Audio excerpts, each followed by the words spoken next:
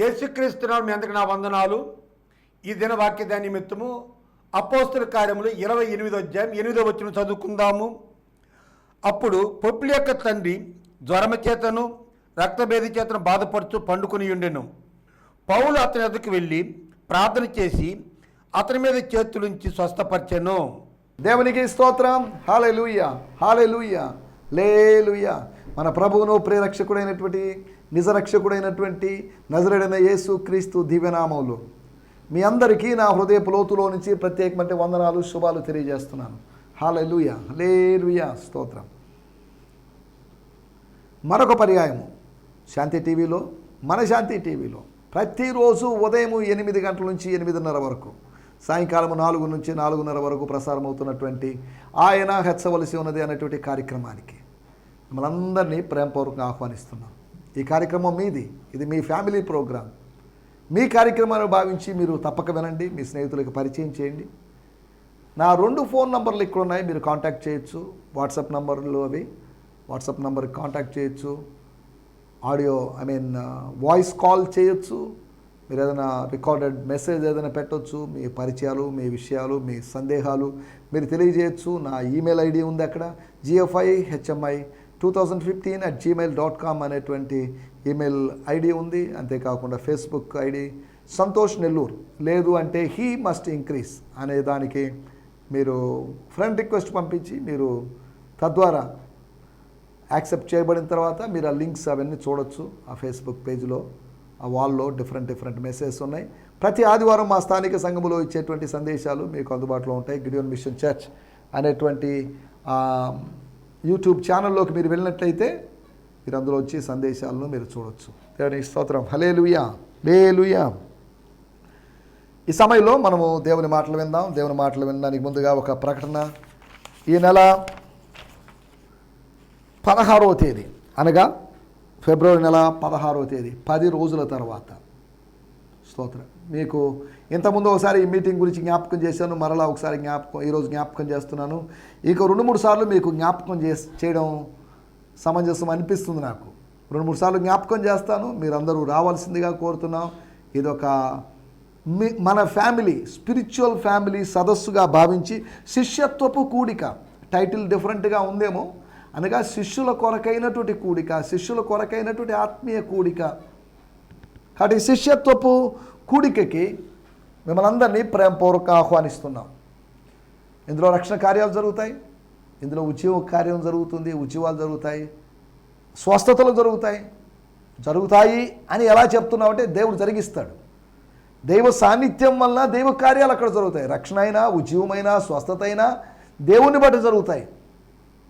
స్పీకర్ని బట్టి కాదు, మెసేజ్ని బట్టి కాదు, అక్కడ దైవ సాన్నిధ్యాన్ని బట్టి దేవుడు కార్యం చేస్తాడు. నిన్న నేడు నిరంతరము ఏకరీతిగా ఉన్న దేవుడు. ఆయనకు అసాధ్యమైన కార్యము ఏది లేదు. నేను సర్వశరీరులకు దేవుడును, నాకు అసాధ్యమైన కార్యం ఏదైనా కలదా అని అడిగిన దేవుడు. కాబట్టి టౌన్ హాల్లో, మన నెల్లూరులోని టౌన్ హాల్లో విఆర్సీ గ్రౌండ్ పక్కన ఆదివారం, 3వ ఆదివారం అనగా 16వ తేదీ ఆదివారము సాయంకాలం 6:30 గంటల నుంచి ఒక ప్రత్యేకమైన కూడిక. క్రీస్తు శిష్యులుగా ఎంచబడిన మనమందరం ఈ కూడికలో కలిసి పాల్గొందాం. సహోదరులు, శిష్యులు, లేకపోతే పరిశుద్ధులు, ప్రభు నామములో ప్రార్థించేవారు, ఇలాంటి వేరు పేర్లు ఉపయోగించినప్పటికీ కూడా శిష్యులు మనందరం ఆయన శిష్యులం కనుక ఈ ఉద్దేశంతో ఈ కూడికి ఏర్పాటు చేస్తున్నాం. జనవరి నెలలో కూడికి ఏర్పాటు చేసాం, మరలా ఫిబ్రవరి నెల ఏర్పాటు చేస్తున్నాం, మార్చి నెలలో ఏర్పాటు చేస్తాం. ఈ సంవత్సరం అంతా ప్రతి నెల 3వ ఆదివారం సాయంత్రం మీటింగ్ ఏర్పాటు చేయడానికి ప్రయత్నం చేస్తున్నాం. దీనికి కావలసిన నిధులు దేవుడు సమకూర్చాలి. ఈ పాంప్లెట్స్ ఎలా మీకు చేర్చాలో మాకు అర్థం కావడం లేదు. మీకు చేర్చడానికి ప్రయత్నం చేస్తాం, మిమ్మల్ని దర్శించడానికి ప్రయత్నం చేస్తాను. మా సహోదరులు మిమ్మల్ని కలుసుకోవడానికి ప్రయత్నం చేస్తారు. 6:30కి కరెక్ట్గా స్టార్ట్ అవుతుంది. 8 గంటలకి మొదటి మెసేజ్, ఇంచుమించు 8:40 వరకు మొదటి మెసేజ్, తర్వాత 8:40, 45 లేకపోతే 8:50 నుంచి 2వ మెసేజ్ 9:30 మీటింగ్ అయిపోతుంది. కనుక మీరందరూ ఖచ్చితంగా రండి. మీకు ట్రాన్స్పోర్టేషన్ ఈజీగా ఉంది, ఎందుకంటే విఆర్సీ గ్రౌండ్ కనుక, గ్రౌండ్ పక్కనే కనుక, టౌన్ హాల్ కనుక, కింద ఉన్న హాలు ఏసీ హాల్ కాదు, కింద ఉన్న హాలే కనుక మీరు ఈజీగా అక్కడే ఆటో అటు నుంచి వచ్చేవాళ్ళు అనగా బోసుబొమ్మ సైడ్ నుంచి వచ్చేటువంటి వాళ్ళు మీకు ఈజీగా టౌన్ హాల్ పక్కనే ఆ గేట్ దగ్గర దిగొచ్చు. ఇటు నుంచి పొదలకూరు రోడ్డు వైపుగా వచ్చేవాళ్ళు కొద్దిగా రోడ్డు క్రాస్ చేసుకొని లోపలికి ఆ హిందూ టెంపుల్ పక్కన ఉన్నటువంటి చిన్న హాల్లో మీటింగ్ జరుగుతుంది. ఆ మీటింగ్కి మిమ్మల్ని అందరినీ ప్రేమపూర్వకంగా ఆహ్వానిస్తున్నాం. మీ స్నేహితులతో మీరు దయచేసి కలిసి రండి. ఒక ఫంక్షన్కి వస్తున్నట్టుగా అనగా అంత బాగా నీట్గా రెడీ అయిపోయి ఆత్మ సంబంధంగా మిమ్మల్ని మీరు అలంకరించుకొని భౌతికంగా కూడా అలంకరించుకొని ప్రభు సన్నిధికి రావాల్సిందిగా కోరుతున్నాం. భీమవరం నుంచి పశ్చిమ గోదావరి జిల్లా బ్రదర్స్ ప్రవీణ్ గారు, జక్కుల ప్రవీణ్ గారు సువార్త గాయకులు, మంచి దైవజనులు. ఆయన వాక్య పరిచయం చేయబోతున్నారు. అంతేకాకుండా నేను వాక్య పరిచయం చేయబోతున్నాను. కనుక ఎవ్వరు మిస్ కావద్దు, డోంట్ మిస్. ఇది మీ సహోదరుని కూడిక, ఇది మీ సహవాసపు కూడికగా భావించి, మీ కుటుంబ కూడికగా భావించి రావాల్సిందిగా మిమ్మల్ని కోరుతున్నాను. Then hope to see you on February 16th Sunday, third Sunday of the second month of this new year, Sunday by 6:30 PM. దేవుని స్తోత్రం. మంచి స్తుతి ఆరాధన మా స్థానిక సంఘస్థులు యవన బెడలు సుమారు 10 మంది యవన బెడలు పాల్గొని వాళ్ళు పాటలు పాడతారు. మంచి ఆర్కెస్ట్రా, మంచి మ్యూజిక్, మంచి కీబోర్డ్, మంచి ప్యాడ్ ఇవన్నీ ఉంటాయి. కనుక మిమ్మల్ని అందరినీ ప్రేమపూర్వక ఆహ్వానిస్తున్నారు. మంచి సందేశాలు, 2 సందేశాలు, ప్రార్థనలు, వేరు దేవజనులు వస్తారు. సుమారు 10 మంది పైగా దేవజనులు, పాస్టర్లు వస్తారు, విశ్వాసులు. కాబట్టి ఇది ఒక మంచి ఈవెంట్గా ఉండబోతుంది. ఈ ఈవెంట్కి మిమ్మల్ని అందరినీ ప్రేమపూర్వకంగా ఆహ్వానిస్తున్నాం. కొద్దిగా వేరే రోజులైతే మీకు కష్టమని సండే ఈవినింగ్ పెట్టడంలో ఉద్దేశం. సండే మార్నింగ్ చర్చ్కి వెళ్ళి కాస్త రెస్ట్ తీసుకున్నా, రిలాక్స్ అయిపోయిన తర్వాత ఈవినింగ్ రావచ్చు అనేటువంటి ఉద్దేశంతోనే ఇది evening service. Sunday evening service కాదు, ఒక స్పెషల్ మీటింగ్. ప్రతి నెల ఇలా స్పెషల్ మీటింగ్ ఏర్పాటు చేస్తున్నాం. చిన్న బడ్జెట్తో మినీ మీటింగ్, మినీ క్రూసేడ్ అనుకోండి. ఈ కూడికి మిమ్మల్ని అందరినీ ప్రేమపూర్వకంగా ఆహ్వానిస్తున్నాం. మీ సహోదరునైనా నేను కూడా ఇందులో వాక్య పరిచయం చేయబోతున్నాను. దేవుని స్తోత్రం. దేవుడు మమ్మల్ని ఇద్దరిని బలంగా వాడుకోవాలని ఈ కూడి కొరకు మనం ప్రత్యేకంగా ప్రార్థన చేసుకుందాం. చిన్న ప్రార్థన చేసుకొని కార్యక్రమంలో మనం ముందుకు సాగుదాం. పరిశుద్ధమైన మా దేవా, మీకు వందనం చేయిస్తున్నాం. నీతిమంతుడా, పరిశుద్ధుడా, మీకు వందనం చేయిస్తున్నాం.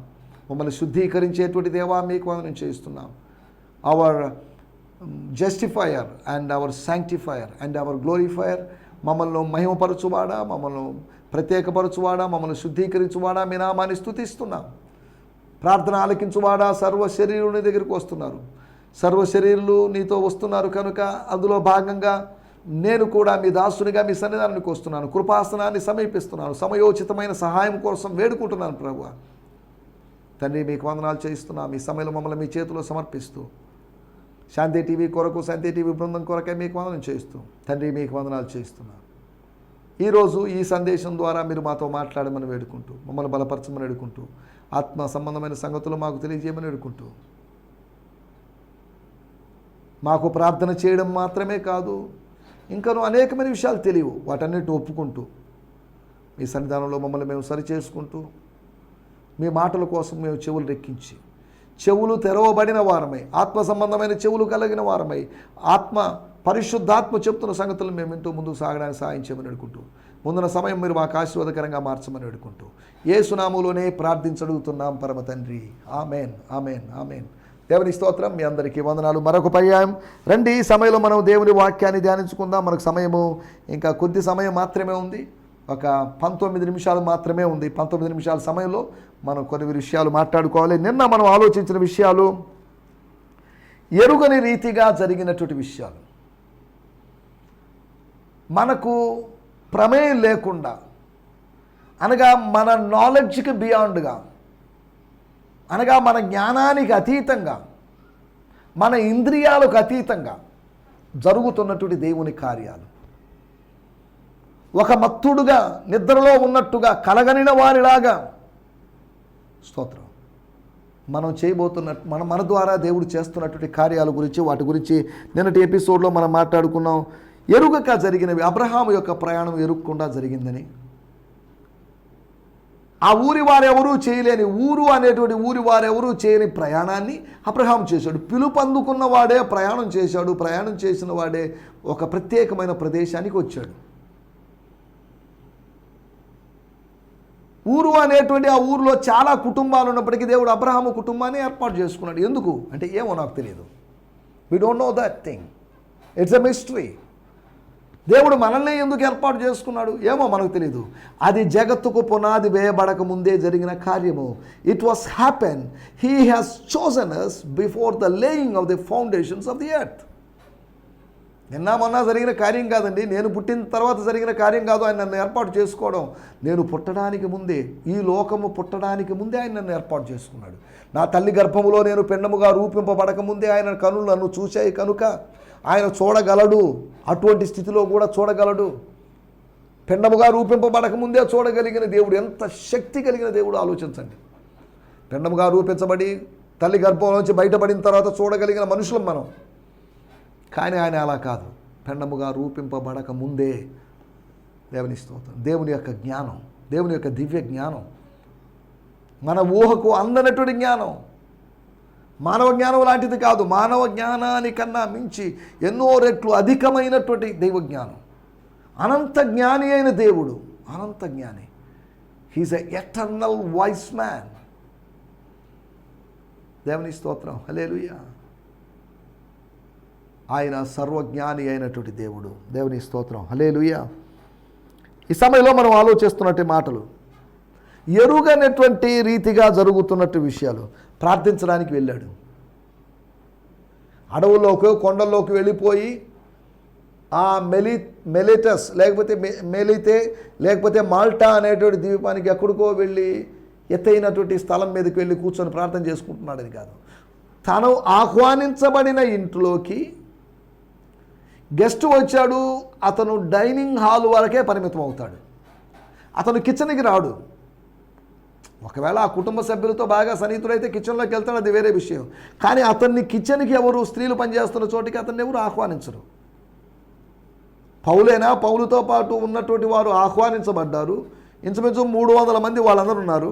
ఈ 300 మంది ఒక్కసారిగా కిచెన్లోకి, ఒక్కసారిగా ఆ పెద్ద ఆయన లేకపోతే పొప్లి యొక్క తండ్రి జ్వరంగా రోగిగా ఉండి పడుకున్నటువంటి స్థలంలోకి అందరికీ వెళ్ళే అవకాశం లేదు. కొంతమందికి రోగులంటే భయం, కొంతమందికి చనిపోయిన వారంటే భయం. గత సంవత్సరం మా నాన్నగారు చనిపోయినప్పుడు ఆయన్ని ఎరిగినట్లు వాళ్ళు, చుట్టుపక్కల వాళ్ళు భయపడిపోయి ఆ దరిదాపుల్లో కూడా రాలేదు. తర్వాత ఆదరణ కూడికి రమ్మని కూడా చెప్పినప్పుడు కూడా దానికి నిరీక్షణ కూడిక అని పెట్టుకున్న దానికి కూడా ఎవరు రాలేదు.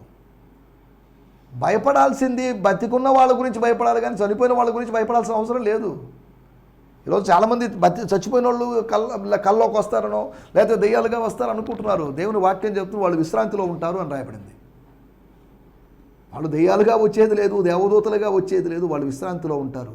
Life is only for once. ఈ జీవితం ఒక్కసారికి మాత్రమే. తర్వాత మనం మళ్ళీ భూమి మీదకి విజిటింగ్ చేసి మాటికి వచ్చి మన బంధువుల దగ్గరికి వచ్చి, మన భార్య బిడ్డల దగ్గరికి వచ్చి, మన వాళ్ళందరి దగ్గరికి ఇవన్నీ జరగవు. దేవుని వాక్యంలో రాయబడింది మనుషులందరూ ఒక్కసారి చనిపోవాలి, అటు తర్వాత విశ్రాంతి తర్వాత తీర్పు తర్వాత నిత్యత్వం. దీన్ని మర్చిపోయి దెయ్యాలుగా వస్తున్నారని భయపడాల్సిన అవసరం లేదు. బతికున్న వారే దెయ్యాల్లాగా ఉంటారు, కానీ దెయ్యాల్లాగా పీడిస్తారు, కానీ చనిపోయిన వాళ్ళు దెయ్యాల్లాగా మారే అవకాశం లేదు. కాబట్టి అన్ని జనులైన వారికి నిరీక్షణ లేని వారు కనుక ఈ సత్యాలు తెలియదు కనుక భయపడిపోతున్నారు. మా ఇతర కుటుంబ సభ్యులు, నా కుటుంబ సభ్యులు వాళ్ళన్నారు, వాళ్ళని పిలవద్దు, వీళ్ళని పిలవద్దు, వాళ్ళని ఎందుకులేండి, వీళ్ళకి ఎందుకులేండి. కనీసం తిరిగి చూసి మనల్ని ఆదరించిన వాళ్ళ ఆదరణ ఎవరికి కావాలండి? ఒకరి ఆదరణ మనకు అవసరం లేదు, దేవుడు మనల్ని ఆదరిస్తున్నాడు. మనుషుల ఆదరణ కావాలి, మనుషులు ఆదరిస్తారు, ఓకే. కానీ మనల్ని ఆదరించగలిగిన వాడు, సమస్త జ్ఞానమునకు మించినటువంటి సమాధానాన్ని అనుగ్రహించగలిగిన దేవుడు, ఆదరణకర్త అయినటువంటి దేవుడు, కంఫర్టర్ అయిన దేవుడు మనకుండగా, కంఫర్టర్ అయిన దేవుణ్ణి మనం కలిగి ఉన్నాం కాబట్టి వాళ్ళు కంఫర్ట్గా లేరు. మనం ఆదరణకర్తను కలిగి ఉన్నాం. మనకు నిరీక్షణ ఉంది, వాళ్ళకి నిరీక్షణ లేదు. దేవుని స్తోత్రం. హల్లెలూయా. మనకు పునరుత్థానాన్ని గురించిన నిరీక్షణ ఉంది. ఇక చనిపోయిన వాళ్ళు కుక్కో పిల్లో పందో అనేది వాళ్ళ నిరీక్షణ. కానీ మన నిరీక్షణ మహిమ శరీరము ధరించుకొని వస్తారు. దేవుని స్తోత్రం. హల్లెలూయా. ఈ సమయంలో మనము ఆలోచిస్తున్నట్టు మాట, ఎరుగని రీతిగా జరుగుతున్న విషయాలు, ఎరుగని రీతిగా జాడించడం జరిగింది. అంతేకాకుండా ఎరుగని రీతిగా ఒక ప్రయాణం జరిగింది, కొట్టుకొని పోవడం జరిగింది. కొన్నిసార్లు మనం కొట్టుకుని పోతాం, కానీ హెబ్రీ పత్రిక 2వ అధ్యాయంలో ఉన్నట్లుగా మనము వినినటువంటి సంగతులను జాగ్రత్తగా గైకొనకపోతే, వాటిని మనం జాగ్రత్తగా దృష్టి పెట్టకపోతే కొట్టుకొని పోతాము, డ్రిఫ్ట్ అవే అవుతాము అని రాయబడిన మాట మనం మర్చిపోకూడదు. దేవుని స్తోత్రం, హల్లెలూయా. మనం ఆలోచిస్తున్నట్టు తర్వాత మాట, ఎరుగని రీతిగా సముద్రం మీద ఎరుగని రీతిగా కొన్ని దినాలు గడిపినటువంటి పౌలు బృందానికి ఓడ బద్దలైపోయి మిలేతి ద్వీపానికి వచ్చిన వారికి అంతకుముందు జరిగిన విషయం, వాళ్ళు కొట్టుకొని పోయిన విషయం, దాని గురించి, అంతేకాకుండా అనాగరికులైనటువంటి అనామకులైనటువంటి లేకపోతే పూర్వపు పరిచయం లేనటువంటి ప్రజలతో, యూదులు కాని వారితో, అన్యజనులతో ఒక 3 నెలలు గడపడానికి దేవుడు సహాయం చేశాడు.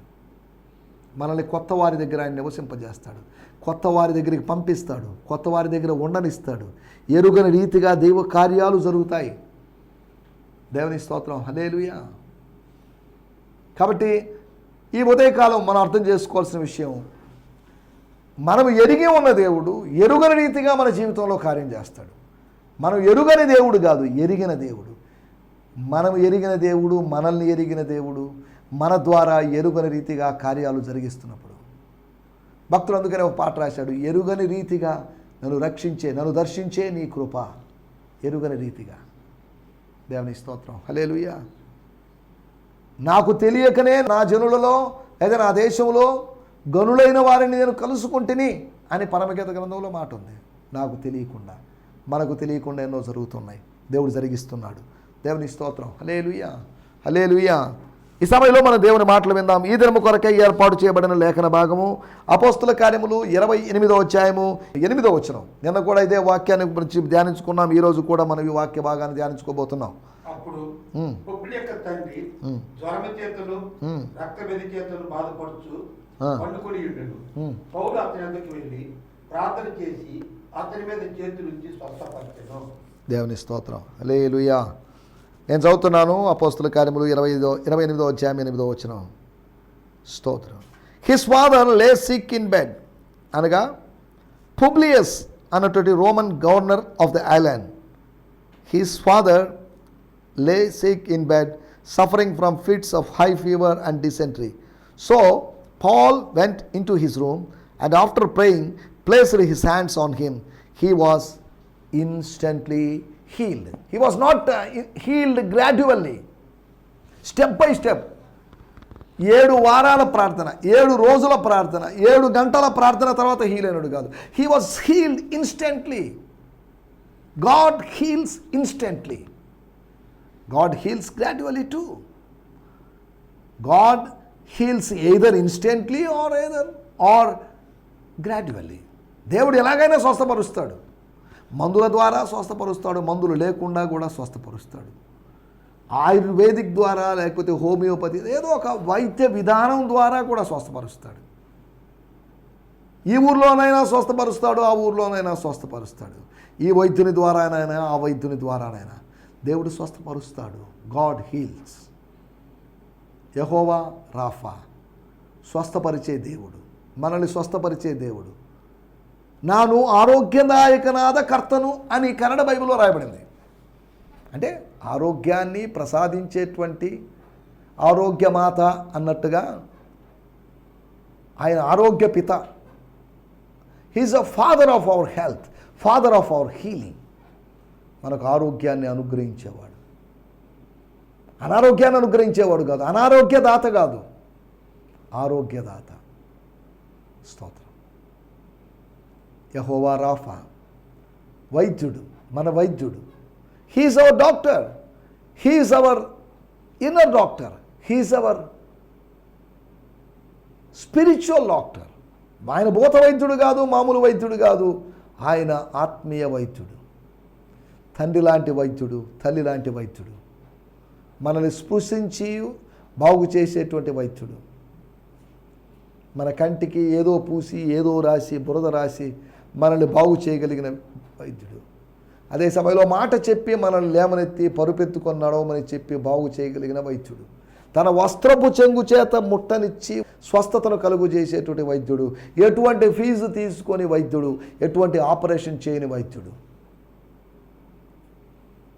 దేవుని స్తోత్రం. యేసు అనేటువంటి గొప్ప హీలర్ని మనం కలిగినాం. Jesus is our healer. దైవిక స్వస్థతను నేను నమ్ముతున్నాను. అది ఏదో సంస్థ యొక్క, ఏదో డినామినేషన్ యొక్క సిద్ధాంతం అని నేను అనుకోవడం లేదు.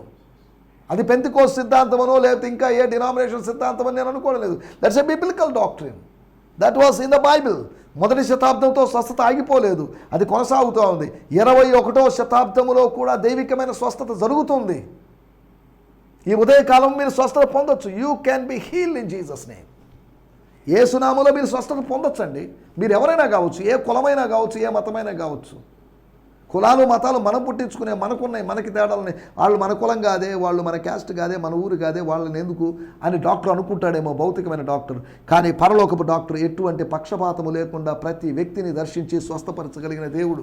గిలాదులోని తైలముతో, గిలాదులోని గుగ్గిలముతో బాగు చేయగలిగిన దేవుడు. స్తోత్రం, హల్లెలూయా, స్తోత్రం.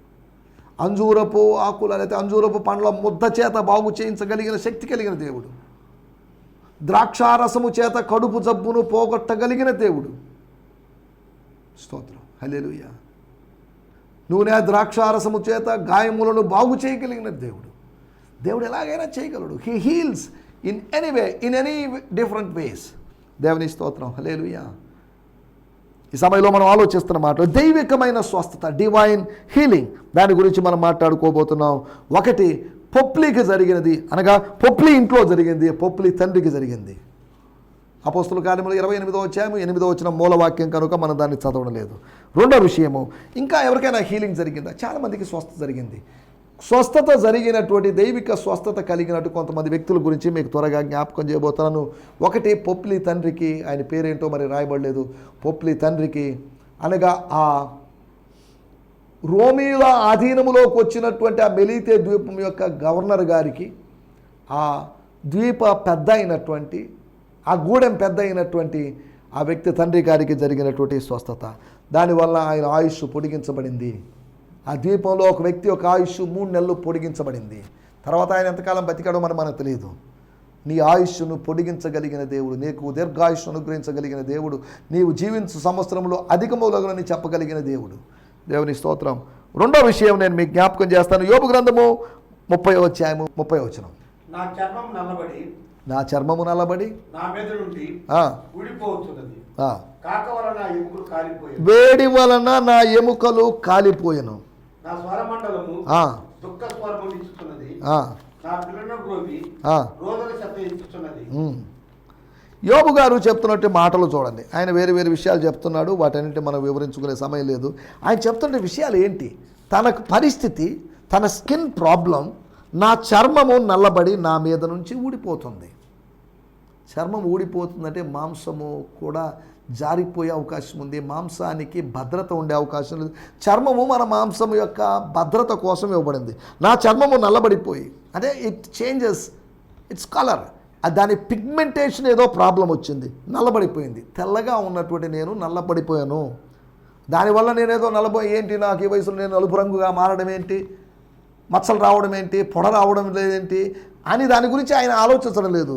తర్వాత నా మీద నుండి కాక వలన నా ఎముకలు కాగిపోయెను. ఎముకలు కాగిపోయెను అంటే లోపల వేడి ఉంది అని చెప్పడం.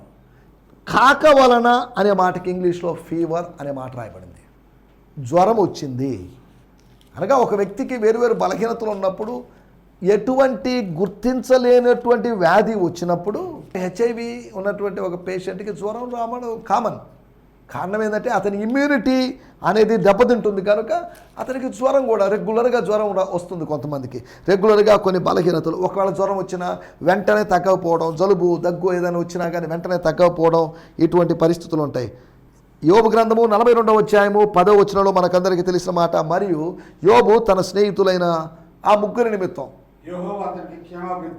అనగా ఎలీఫజు, చోఫరు, బిల్దదు అనేటువంటి ముగ్గురి నిమిత్తం ప్రార్థన చేసినప్పుడు యెహోవా అతనికి క్షేమస్థితిని మరలా దయచేసెను. మరియు యోబునకు పూర్వము కలిగిన దానికంటే 200 అధికంగా యెహోవా అతనికి దయచేసెను. తనకు ఆరోగ్యం కలిగింది, జ్వరం పోయింది, జ్వరం లేదు, పుండ్లు పోయినాయి. అతడు హీ వాస్ హీల్డ్ కంప్లీట్లీ. దేవునికి స్తోత్రం, హల్లెలూయా. అతని మీదకు రప్పించిన యెహోవా అతని మీదకు రప్పించిన సమస్త బాధను గూర్చి ఇంతలేసి దుఃఖము పొందితివి అని అతని కొరకు దుఃఖించుచు అతన్ని ఓదార్చిరి. అంత బాగా అయిపోయిన తర్వాత ఓదార్చడం దేనికండి? మీరు ఆలస్యంగా వచ్చి ఓదార్చడం దేనికి? ఓదార్పు యాత్రలు చేయడం దేనికి? దేవుని స్తోత్రం, హల్లెలూయా. మనం ఆలోచిస్తున్నట్టు మాట. యోబుకు జ్వరం వచ్చింది, యోబు హీలింగ్ వచ్చింది.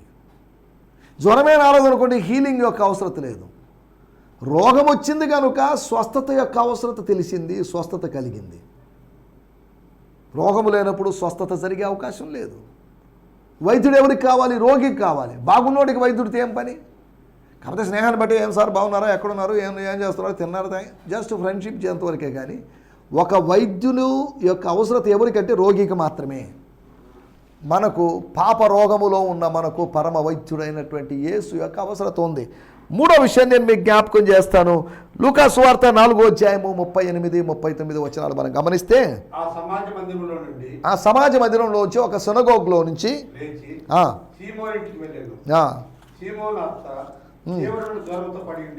మామూలు జ్వరం కాదు, గ్రేట్ ఫీవర్, గొప్ప జ్వరముతో, పెద్ద జ్వరంతో, అనగా డాక్టర్ గారు చెప్పిన విషయము చాలా సీవియర్ టెంపరేచర్, లేకపోతే ఇంకా 104, 105, లేకపోతే ఆ టైప్లో ఉన్నటువంటి హై ఫీవర్తో బాధపడుతూ టెంపరేచర్ కంట్రోల్ కాకుండా ఉంది అన్నట్టుగా అనమాట.